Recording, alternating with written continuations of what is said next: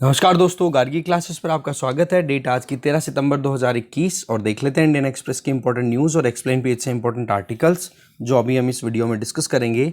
Video को start करने से पहले कल के वीडियो के बारे में एक छोटी सी इन्फॉर्मेशन कि जो 12 सितंबर कल का जो संडे का था वो वीडियो मैं आपको दूंगा इसी वीक के अंदर। ठीक है, इस वीक में आपको कभी भी वो वीडियो मिल सकता है, तो आप उसकी टेंशन ना लें कि कोई कंटेंट बचेगा। बाकी अगर आपने खुद से वो कंटेंट कवर कर लिया तो न्यूज़पेपर मैंने कल रात को ही शेयर कर दिया था। एक्चुअली कुछ इंपॉर्टेंट काम आ गया था, इस वजह से थोड़ा सा हो जाता है कई बार। ठीक है, तो ऐसे में आप महीने में 1-2 दिन तो मुझे दे ही दिया करो, राइट। तो खैर कोई नहीं, अब देख लेते हैं जो भी इंपॉर्टेंट वीडियोज़ हैं, मेन कंटेंट है वो देख लेते हैं। मेन न्यूज़ सबसे पहली बात हम करेंगे जो 2+2 टॉक्स चल रही है ऑस्ट्रेलिया और इंडिया के बीच में, जिसमें फॉरेन अफेयर मिनिस्टर और डिफेंस मिनिस्टर पार्टिसिपेट करते हैं। तो दोनों तरफ से ये दोनों का पार्टिसिपेशन हुआ, तो 2+2 टॉक्स हो गए ऑस्ट्रेलिया और इंडिया के बीच में। और बातों ही बातों में इंडिया ने एक्नॉलेज कर लिया कि तालिबान ने वाकई में पोजीशन होल्ड कर ली है, अथॉरिटी अब तालिबान के हाथ में है। इसका मतलब ये नहीं है कि रिकॉग्निशन के लिए तालिबान गवर्नमेंट को एक तरीके से अप्रूवल दे दिया है गवर्नमेंट ने, बस बातचीत हुई है, तो इसमें ये एक्नॉलेजमेंट हुआ है। दूसरा हम यहाँ पर जो आर्टिकल देखेंगे that is about tin immigrant. अभी ये जो US ओपन में फीमेल्स का जो सिंगल का फाइनल था उसमें एमा रेडेकोनू इन्होंने कनाडा की फर्नांडिज को हरा दिया। तो ये आप देख सकते हो सबसे कम उम्र में US ओपन को जीतने वाली लेडी बन चुकी हैं। ठीक है, तो इनके बारे में बताया हुआ है। इसके अलावा अगर देखें तो हरियाणा गवर्नमेंट के पैनल ने एक सजेशन दिया है कि अरावली हिल्स, अब आप देखोगे अरावली वाला जो रीजन है ना हरियाणा की तरफ, वो अभी बहुत हद तक इरोड हो चुका है, क्योंकि वहाँ पर जो इलीगल एक्टिविटीज़ हैं वो लगातार होती चलती जा रही है। ठीक है ना, तो उसकी वजह से अभी कुछ दिनों पहले की रिपोर्ट है, शायद 2016 की है, 17 की, उसमें बताया था कि 31 हिल्स अरावली की जो हैं वो गायब हो चुकी हैं वहाँ से। इतना ज़्यादा, अभी यहाँ पे देख लो ये रिमेन्स बचे हुए हैं। अब इसमें जो प्रोविज़न है वो कुछ इस तरीके हैं कि अरावली को रीडिफाइन करो, तो इससे क्या होगा कि प्रोटेक्टेड एरिया थोड़ा कम होगा, तो इससे ये बची हुई पहाड़ियाँ भी क्या होगी हटा करके, और यहाँ पर हाई स्काई स्क्रैपर बिल्डिंग्स हैं वो बना दी जाएंगी। तो इस तरीके की बातें यहाँ पर चल रही है। इसके अलावा सुप्रीम कोर्ट के पैनल ने गोवा गवर्नमेंट को ये कहा कि आपने सुप्रीम कोर्ट के बिना अप्रूवल के माइनिंग नोटिफिकेशन क्यों रिलीज़ किया। तो उस नोटिफिकेशन में प्रोविजंस क्या है उनके बारे में जानेंगे। इसके आगे एक्सप्लेन पेज पे सिर्फ एक आर्टिकल इंपॉर्टेंट है वो देखेंगे कि क्रिस्पर टेक्नोलॉजी का यूज़ करके अब मॉस्किटोज को कैसे कंट्रोल किया जाएगा, जानेंगे। इसके अलावा वर्ल्ड पेज पे और इकोनॉमी पेज पे ऐसे कोई इंपॉर्टेंट चीज़ नहीं है जिसको हमें पूरा डिटेल में देखना हो, बस एक समरी ले लेंगे। तो चलिए देखते हैं जो भी हमारे पास में गिनती की कुछ इंपॉर्टेंट न्यूज़ है उनको डिटेल में। फर्स्ट जो न्यूज़ है दैट इज़ अबाउट इंडिया ने देखो एक्नॉलेज कर लिया है कि तालिबान वाकई में पोजीशन में आ चुका है जहां पर पावर और अथॉरिटी दोनों तालिबान के हाथ में है। ये बातचीत चल रही थी हमारे external affair minister S Jaishankar ji और उनके काउंटर पार्ट ऑस्ट्रेलियन जो काउंटर पार्ट है एक्सटर्नल अफेयर मिनिस्टर उनके बीच में। तो बातचीत ये चल रही थी कि अब वाकई में तालिबान जो है वो इस पोजीशन में आ चुका है जहां पर पावर और अथॉरिटी सारी अफगानिस्तान की तालिबान के हाथ में है, और ज़रूरत क्या है कि मच डिबेट और डेलिब्रेशन हो जिसकी वजह से वहां पर अफगानिस्तान के लोगों को प्रॉपर रिप्रेजेंटेशन मिले। तो ये बात चल रही थी 2+2 टॉक्स में। अब आप मुझे कमेंट बॉक्स में बताओगे कि इंडिया 2+2 टॉक्स में कौन कौन से और कंट्रीज़ के साथ एंगेज करता है। ये बड़ी इंपॉर्टेंट इन्फॉर्मेशन है, बहुत काम का है, आप मुझे कमेंट बॉक्स में बताओगे। ठीक है, इसके अलावा देखें दूसरी कोई न्यूज़, क्योंकि इसमें तो मेन जो चीज़ थी वो यही थी, टू द पॉइंट यही बात हुई है। दूसरी जो न्यूज़ है वो टीनेजर वाली जो हम देख रहे हैं यहाँ पर आपके सामने है, एमा रेड्यूकेनो। ये देखो ब्रिटेन की है जिन्होंने डिफीट कर दिया, हरा दिया लेला फर्नांडिस को जो कि कनाडा की हैं। तो ऐसे इन्होंने वुमेन सिंगल्स का फाइनल US ओपन में जीत लिया है। देखो इनकी जर्नी जो है वो शुरुआत होती है 2 साल पहले जब पुणे टाइटल, यहाँ पे इंडिया में टेनिस का एक टूर्नामेंट है पुणे टाइटल, वो जीता।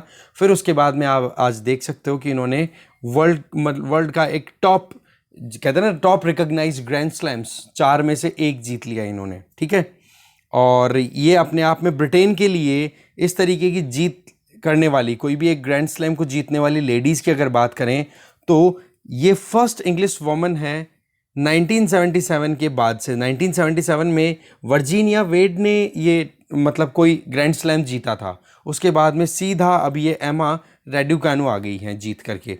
तो ऐसे में आप देख सकते हो कि कितना लंबा टाइम बीत चुका है उसके बाद में ये कोई ग्रैंड स्लैम ब्रिटेन की किसी लेडी ने जीता हो। ठीक है, तो यही चीज़ थी मोटी मोटी ये बताया गया। इसके अलावा हरियाणा गवर्नमेंट के पैनल ने सजेस्ट किया है कि अरावली एरिया को रीडिफाइन किया जाए जिससे कि श्रिंक किया जा सके प्रोटेक्टेड एरिया को और ये बड़ी बड़ी बिल्डिंग्स बनाई जा सके। तो देखो रेवेन्यू डिपार्टमेंट के द्वारा वहाँ पर एक कैटेगरी डाली हुई है जिसको बोलते हैं गैर मुमकिन पहाड़, गैर मुमकिन पहाड़।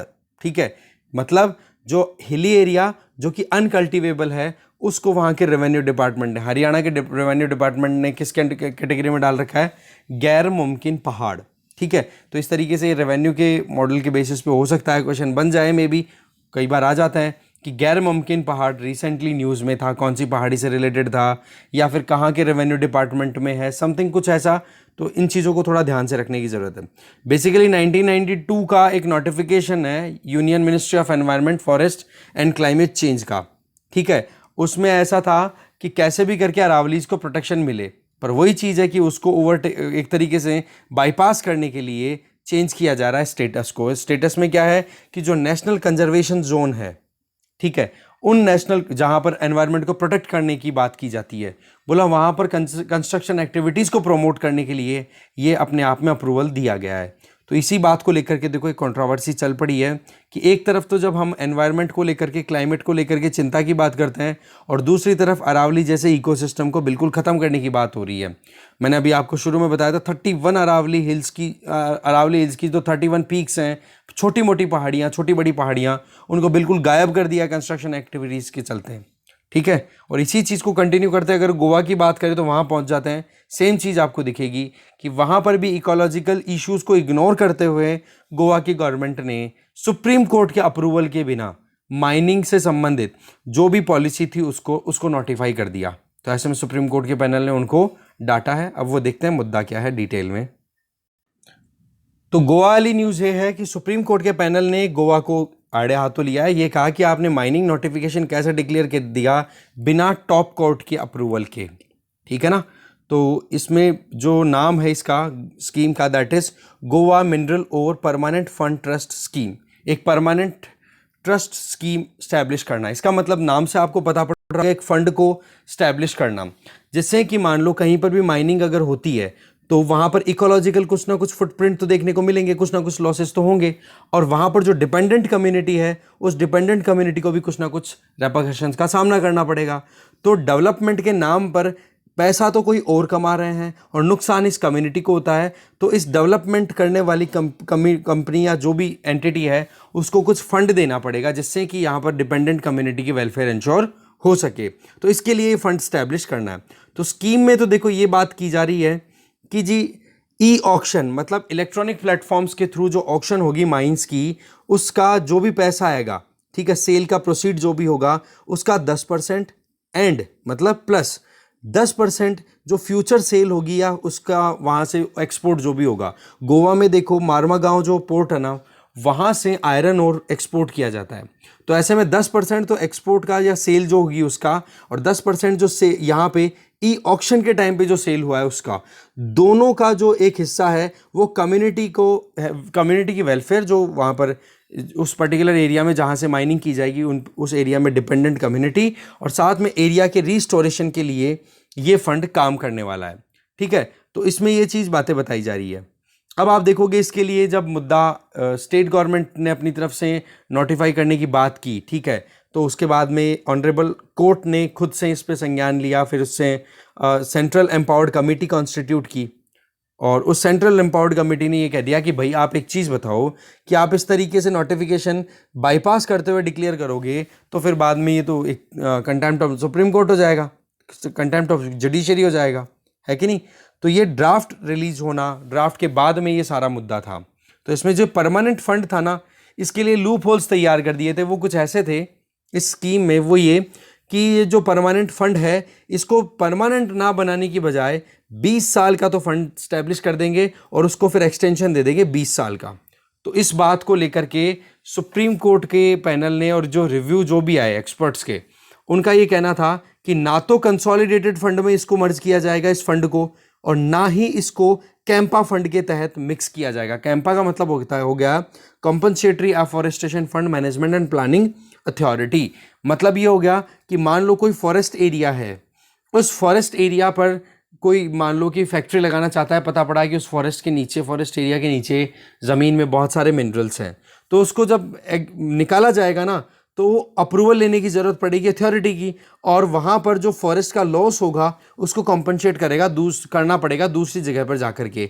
एक तो मॉनेटरी वैल्यूज़ में कॉम्पनसेट करो जितना भी नुकसान हुआ है इकोलॉजी का, और दूसरा जितना फॉरेस्ट एरिया ख़त्म हो गया उतना या उससे ज़्यादा फॉरेस्ट एरिया दूसरी जगह पर आपको डेवलप करके देना पड़ेगा। तो ये प्रोविजन है compensatory afforestation management fund management and planning authority. तो इसमें ये प्रोविजन है। इससे क्या होगा कि यहाँ पर ना तो कंसोलिडेटेड फंड ऑफ इंडिया ना कैंपा, इनमें अगर ये पैसा नहीं जाएगा और ये फंड जो है वो 20-20 साल की बजाय परमानेंट अगर रहेगा, तो फिर बाद में जो लोगों को प्रॉब्लम होगी ना, यहाँ पर जो भी डेवलपमेंटल एक्टिविटीज़ के नाम पर इकोलॉजिकल इश्यूज क्रिएट किए जाएंगे, तो उनकी वेलफेयर इंश्योर करने के लिए। तो ये बात बोली सुप्रीम कोर्ट ने 2016 में, और उसी बात को लेकर के ये बात कह दी कि जी आपने हमारे से बिना पूछे आप कैसे इकोलॉजिकल अप्रूवल दे सकते हो। ठीक है, तो गोवा आप देख सकते हो वेस्टर्न घाट वाले रीजन में है, बहुत इकोलॉजिकली सेंसिटिव रीजन है, तो वहां पर प्रोटेक्शन बहुत ज़्यादा ज़रूरी होती है। नेक्स्ट एक छोटी सी न्यूज़ है, दैट इज अबाउट G23। देखो G23 कोई इंटरनेशनल ग्रुपिंग नहीं है जैसे G20 G7 ऐसे हैं, ऐसा कुछ नहीं है।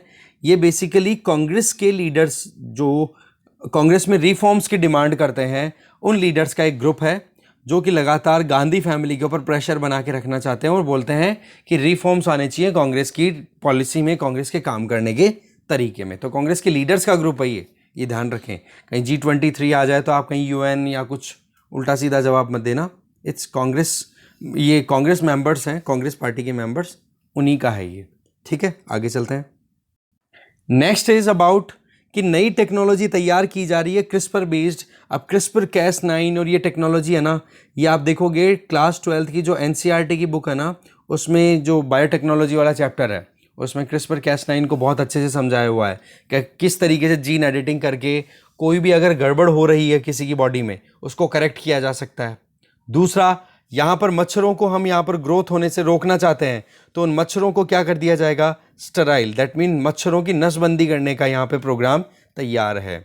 तो CRISPR based genetic engineering technology की बेसिस पे रिसर्चर्स ने एक प्लान बनाया है कि कैसे मॉस्किटोज़ की पॉपुलेशन है उसको कंट्रोल किया जा सकता है।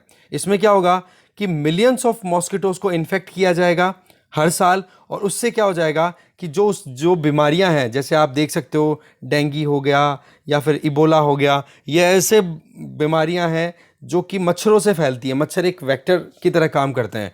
तो उन मॉस्किटोज़ की पॉपुलेशन को अगर कंट्रोल कर लेंगे तो कितना बढ़िया होगा।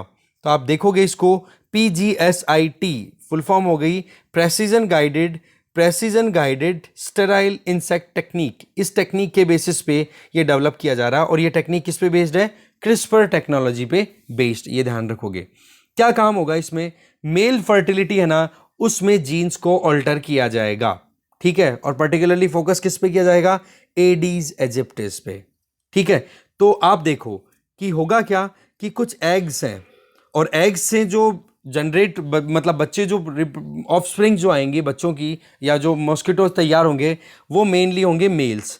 अब मेल्स में आप इस तरीके की प्रोग्रामिंग करके रखोगे इस टेक्नोलॉजी का, PGSIT टेक्नोलॉजी का यूज़ करके, कि उस अंडे से जो भी मेल निकलेगा ना, उस वो मेल जब बड़ा होगा, एडल्ट होगा, और उसके बाद में जब वो फीमेल के साथ मेटिंग करेगा, तो उस फीमेल के द्वारा जो नए अंडे दिए जाएंगे ना, वो अंडे कैसे होंगे, स्टेराइल। स्टेराइल का मतलब होंगे कि वो आगे रिप्रोडक्शन की एक्टिविटीज़ को कंटिन्यू नहीं कर पाएंगे। तो आप देखो इसी तरीके से मॉस्किटो की स्पीसी, ये एजीज एजिप्टिस, इसकी वजह से आप देख सकते हो डेंगू, चिकनगुनिया, जीका, ये इस तरीके की भारी बीमारियां चलती रहती हैं। तो इनको कंट्रोल करना बहुत ज़रूरी था, तो इसी के लिए ये PGSIT टेक्नोलॉजी तैयार की गई है। अब देख लो इसमें ये लिखा हुआ है। ठीक है, PGSIT टेक्नोलॉजी में क्या होगा कि आप मेल मॉस्किटोज को स्टेराइल करेंगे, और फिर उसके बाद में फीमेल के ऊपर इसका असर आएगा, क्योंकि मेनली जो स्प्रेड करती है वो फीमेल्स करती हैं। ये जो एजिज एजिप्टिस जब वो कंसीव करती हैं, कंसीव करने के बाद में उनको रिक्वायरमेंट होती है प्रोटीन इंटेक की, और प्रोटीन इंटेक हमारे ब्लड में अच्छा खासा होता है। प्रोटीन का कंटेंट, ठीक है। तो उनको आप कह सकते हो कि उनको आप कैसे भी करके रोकना है। तो उसके लिए क्या कर दिया कि पहले ही जो एग्स होंगे इनके अंदर जो मेल्स जो नए तैयार होंगे वो क्या होंगे, स्टेराइल होंगे, और उनको कहाँ पे रिलीज किया जाएगा, वाइल्ड एरियाज में, जंगलों में, है ना। और मेल जो इमर्ज होंगे वो फिर मेट करेंगे फीमेल्स के साथ में, और उससे रिजल्ट क्या निकलेगा कि जो नई वाइल्ड पॉपुलेशन डेवलप होगी मॉस्किटोज की वो ऑटोमेटिकली स्टेराइल हो जाएगी, नसबंदी उनकी बचपन से हुई रहेगी, तो फिर वो आगे रिप्रोडक्शन नहीं कर पाएंगे। तो ये तरीका होगा मॉस्किटो के नंबर्स को कंट्रोल करने का। आगे चलते हैं। नेक्स्ट हम आ गए इकोनॉमी पेज पे। यहाँ पर देखो फर्स्ट तो ये है कि बड़ी कंपनियां जो वियरेबल्स हैं उनको भी स्मार्ट बनाने की कोशिश कर रही हैं, और सवाल आ जाता है फिर वही राइट टू प्रिवेसी। यहाँ पर एक एग्जांपल है छोटा सा, उसी से हम समझ जाएंगे कि रेबन कंपनी के आप स्मार्ट ग्लास, ये जो सन ग्लासेस लगाते हो, तो उनको भी अब स्मार्ट बनाने की कोशिश की जा रही है। कंपनियां कोशिश कर रही हैं कनेक्टिविटी इंप्रूव करने के लिए, बट यहाँ पर अब एक चश्मा अगर स्मार्ट हो गया और वो अगर कोई भी चीज़ ऑटोमेटिकली अगर कर दे, या फिर कोई गलती से किसी का चश्मा रिकॉर्ड करने वाला है और वहाँ पर वो ऑन छूट गया, तो ऐसे में वहाँ पर प्राइवेसी हार्म होने के पूरे चांसेस हैं। यही चीज़ यहाँ पे बताई जा रही है, ठीक है। प्राइवेसी जो है बहुत इंपॉर्टेंट, आर्टिकल 21 के अंदर बहुत इंपॉर्टेंट राइट बन चुका है, और उसको देखो हमारे ऑनरेबल सुप्रीम कोर्ट ने पहले ही ऑब्जर्वेंस में ले रखा है कि ये फंडामेंटल राइट, इसका ब्रीच बिल्कुल भी नहीं होना चाहिए।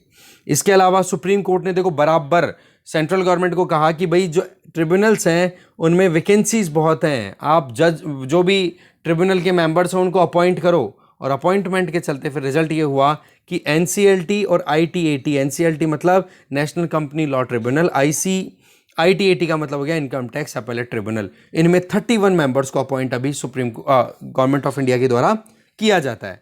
अब आपके लिए बात ऐसी है कि जो एनसीएलटी में मेंबर्स अपॉइंट होते हैं ना, वो देखो 5 साल या कोई भी मेंबर अगर 65 साल का हो जाता है तब तक उसकी मेंबरशिप कंटिन्यू रहती है। जबकि ITAT income tax appellate tribunal में देखा जाए तो जिस भी मेंबर को वहाँ पे अपॉइंट किया जाता है उसकी एज होती है, मैक्सिमम टेन्योर होता है वो 4 साल, या उसकी एज अगर 67 ईयर्स हो जाती है तब तक। तो ये दोनों का टेन्योर आप ध्यान रखोगे, और बाकी इन दोनों ट्रिब्यूनल्स के बारे में एक बार डिटेल आप खुद से पढ़ोगे, क्योंकि अगर ये क्वेश्चन आ गया है तो क्वेश्चन बनने का पूरा चांस है। ओके। वैक्सीन देखो इकोनॉमी को बूस्ट करने के लिए मेडिसिन है, जी बिल्कुल है, ये बात कही है फाइनेंस मिनिस्टर ने, क्योंकि वैक्सीनेशन जितना स्पीड से होगा उतना ही स्पीड से सारा काम इकोनॉमी ट्रैक पे आ पाएगी। फिर देखो जीडीपी जो है एक्सपेंड होगी आने वाले सालों के अंदर, बताया जा रहा है कि इस साल तो 10% और 7 से 8% चांसेस आगे के हैं। तो देखते हैं आगे, टाइम बताएगा। जीडीपी से रिलेटेड हमने एडिटोरियल भी देखा था। खैर जो अब न्यूज़ है that is about container shortage से रिलेटेड ऑलरेडी हमने एक आर्टिकल डिस्कस किया था, और उस आर्टिकल में जो देखी बात थी वो ये कि कंटेनर्स जो हैं, ब्लैंक कंटेनर मतलब एम्प्टी कंटेनर्स हैं, उनकी शॉर्टेज चल रही है, और उसकी वजह से इंटरनेशनल ट्रेड है वो बहुत रुक गया। और रिजल्ट ये हो गया कि इंटरनेशनल ट्रेड में जो फ्रीट रेट है, जो आप ट्रेड भेजते हो, कोई भी एक्सपोर्ट करना चाहते हो मटेरियल, तो उसके ऊपर जो चार्जेस लगते हैं वो 300% तक हाइक हो चुके हैं।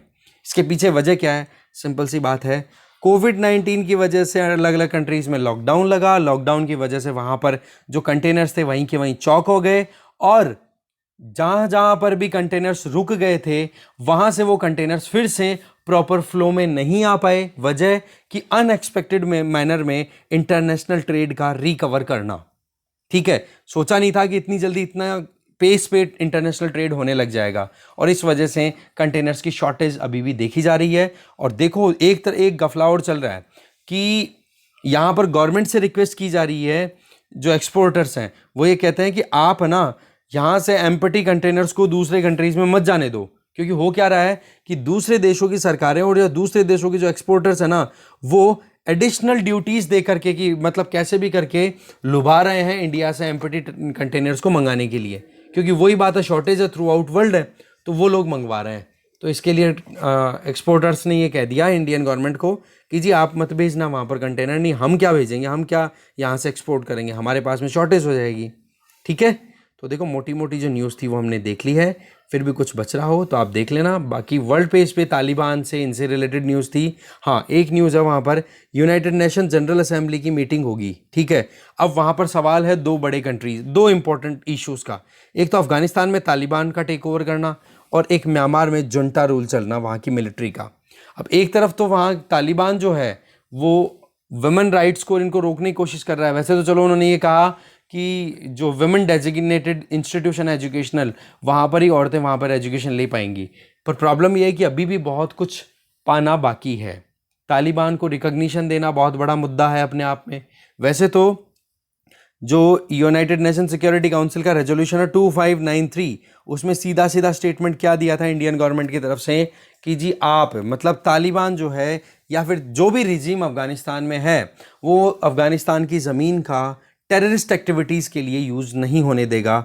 ये रेजोल्यूशन था, और इंडिया जब प्रेसिडेंट था अगस्त मंथ में, उस टाइम पे ये रेजोल्यूशन पारित हुआ था। ओके, दूसरी तरफ म्यांमार में जुंटा मिलिट्री ने टेक ओवर कर लिया था 1 फरवरी को 2021 में ही। उसके बाद में देखो वहां पर सिविलियंस को सीधा मारा जा रहा है, जो डेमोक्रेसी को रिस्टोर करने के लिए प्रोटेस्ट कर रहे हैं उन लोगों को सीधा गोली से उड़ाया जा रहा है।